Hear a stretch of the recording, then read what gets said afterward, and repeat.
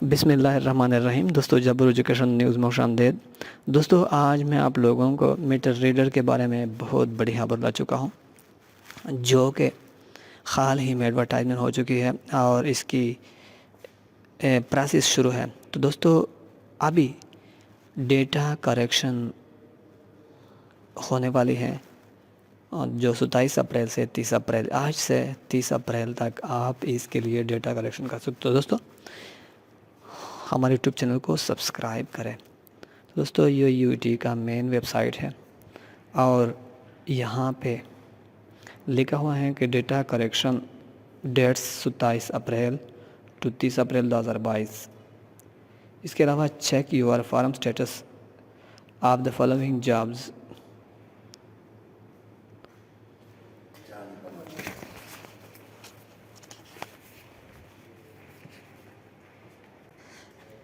तो यहाँ पे अपना NIC लिख दीजिए, type you NIC to correct your data और फिर चेक स्टेटस पे क्लिक करें। इस तरह आपके सामने आपका डेटा वाज़ेह आ जाएगा।